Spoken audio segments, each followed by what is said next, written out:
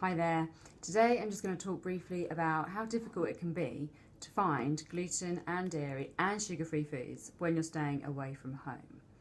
Now, when you're following such a diet, it's much easier to make all of your own foods.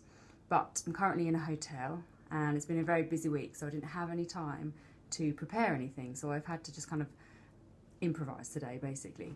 And all I really had close by was a service station.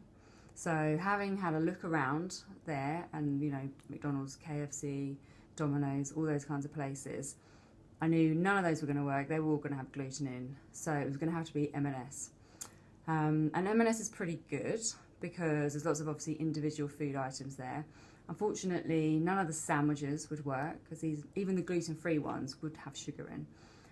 I looked at their healthy salad range and again, surprisingly, none of them, although they're very healthy, none of them were gluten and dairy and sugar-free. So, what did I manage to find? Well, firstly, we have basically boiled eggs with spinach. So we've got 2 eggs in there.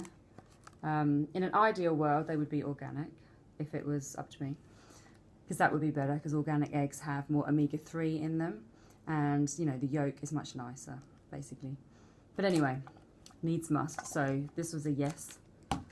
Next I found this salmon fillet, which amazingly has no added sugar, because most pre-packaged foods such as these, especially chicken and lots of other fish, turkey, anything, it usually has some brown sugar on it.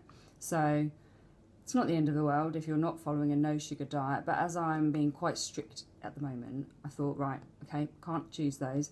But this one is just the poached salmon with salt and an antioxidant, which is ascorbic acid, which I guess they need to put on a little bit because it's packaged, so it needs to last.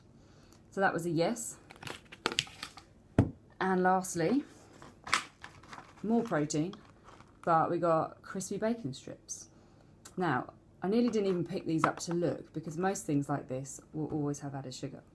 But incredibly, it's just pork strips, curing salt, and a preservative, sodium nitrite, which again isn't ideal. I know processed meats are not a great thing.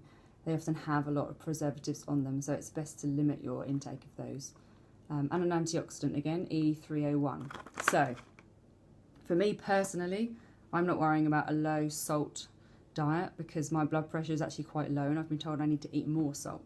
So other people may not want to eat such a salty product, but there was no sugar, no gluten and no dairy. So this was another tick for me.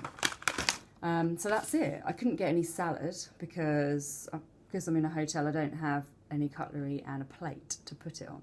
So I pretty much had to just go with these things. So this is my odd meal for this evening, fish and bacon strips and 2 eggs and a little fork from M&S to eat them with. So I guess that's what we have to do when we're on such strange restrictive diets. But it just goes to show there are certain things that you can find. Obviously it's not a very balanced meal because it's just all protein. Some salad would be ideal and some gluten-free grains too, but this is what we've got for today.